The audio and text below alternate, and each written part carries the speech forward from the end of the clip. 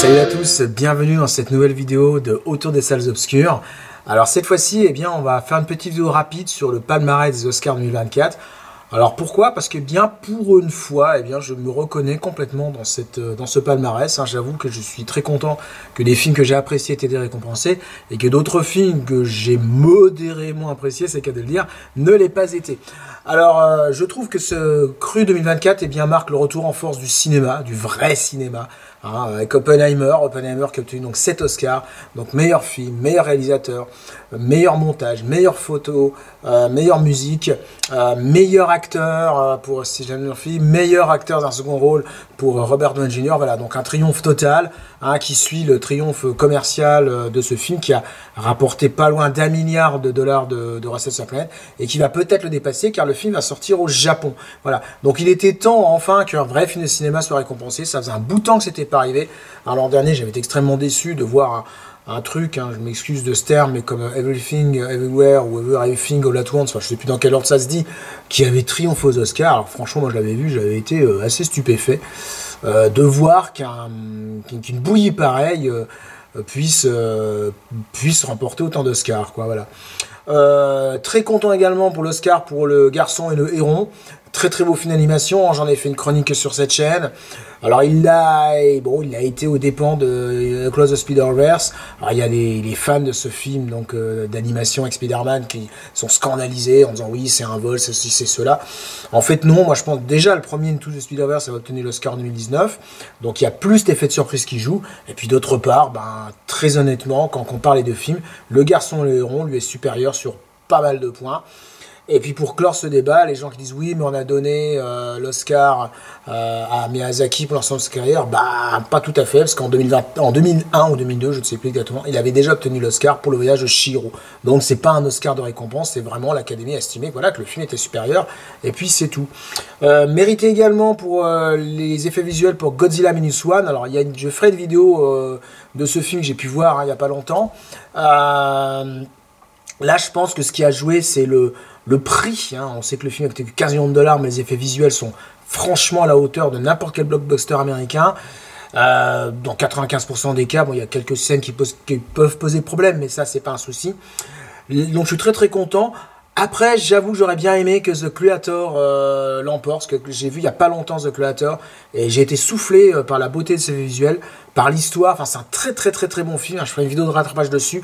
Franchement, si vous ne l'avez pas vu, il va sortir en vidéo, il est déjà sorti. Rattrapez-le parce que c'est vraiment excellent. En plus, voilà, c'est un film qui est ni une séquelle, ni une préquelle, ni une adaptation de comics, ni un remake, ni un tout ce que vous voulez. C'est un truc 100% original. Bon, même si voilà, il y a des petites influences Terminator, Blade Runner dedans, mais voilà, c'est pas un souci non plus. Voilà. En tout cas, très mérité pour Godzilla Minus One, et ça récompense voilà, des gens qui font vraiment du cinéma avec passion.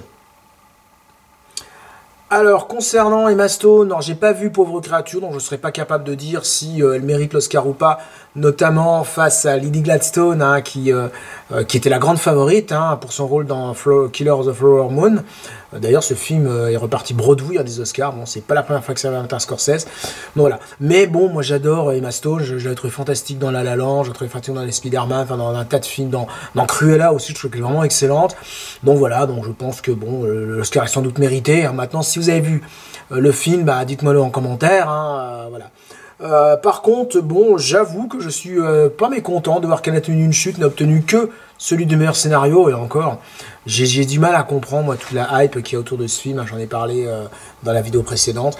Je me pose même la question, alors c'est méchant ce que je vais dire, mais est-ce que le film aurait fait autant de buzz s'il n'avait pas été réalisé par une femme? Très franchement, il y a quand même plein de défauts dans cette histoire, et le scénario, moi je le trouve bancal également. Cette façon de pas donner vraiment, oui, est-ce qu'elle l'a tué, est-ce qu'elle l'a pas tué? Pour moi, c'est un peu paresseux, mais bon, voilà, le film a ses défenseurs, et bon, je pense qu'ils sont contents. Mais en tout cas, on nous annonçait une razzia d'Oscar, non, elle s'est contentée de ce petit, de ce Oscar, ce qui est quand même pas mal non plus pour un film français, soyons honnêtes. Je trouve également très content que Barbie n'ait eu que l'Oscar de la meilleure chanson, parce que franchement Barbie qui concourait dans le meilleur film, c'était franchement se foutre de la gueule du monde, je suis désolé. Voilà, la chanson, honnêtement, elle m'a pas laissé en mémoire. J'aurais plus trouvé logique que voilà que ça soit pour les meilleurs décors. Parce que franchement, quand les décors de Barbie sont vraiment fantastiques. Hein. Je reviens rapidement sur Pauvre Créature. Il a obtenu voilà les meilleurs. Il a obtenu les décors, les costumes, les maquillages. Là pour les maquillages, j'aurais plutôt pensé à Les Gardiens de la Galaxie 3. Qui apparemment est le plus gros projet de maquillage de tous les temps. Hein. Il y a plus de 22 500 maquillages qui ont été créés pour ce film. Et tous très très bien. Voilà. J'aurais pensé que voilà, il le remportait, mais bon, c'est vrai que Marvel est plus trop à la mode en ce moment, Hollywood, donc ça explique sans doute cela. Donc bref, une cérémonie qui change un peu de celle de ces dernières années. Je vous dis, le vrai cinéma qui est récompensé, des artistes audacieux qui le sont. Franchement, qui aurait pu penser qu'Oppenheimer ferait un tel carton? Beaucoup de gens... c'est facile de réécrire l'histoire en disant oui, mais bon, c'est Christopher Nolan, nanana. Mais sauf que c'est... Quand Christopher Nolan, il a pris des risques avec Le Prestige, par exemple, ou même avec Tenet, le public n'a pas forcément suivi. Bon, Tenet, c'est sorti en plein Covid, certes, mais voilà.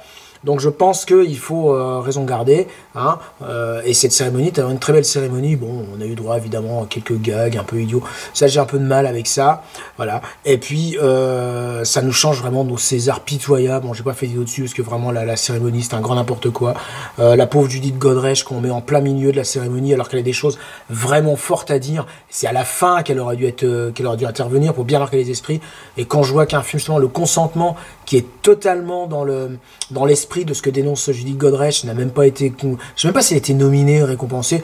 Voilà, l'Académie des Césars se fout royalement. Vous savez, le mouvement MeToo, c'est fait pour faire beau, mais ils se foutent complètement que les femmes soient agressées par des réalisateurs, des producteurs, des acteurs. Franchement, ils s'en tapent totalement. Voilà. Donc, prochaine vidéo, comme je l'ai dit, ça sera sur Godzilla Minus One.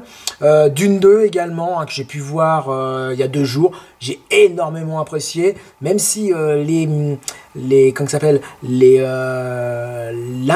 infidélités faites au roman m'ont un petit peu fait tiquer. Enfin bon, je développerai ça. Hein, voilà. Godzilla Minus One, vous avoir pareil, très bonne critique, très positive. Et puis j'aurai une deuxième vidéo, donc 2023, où là je parlerai de tous les films que j'ai aimés, mais j'ai pas pu défendre sur cette chaîne. Allez, salut!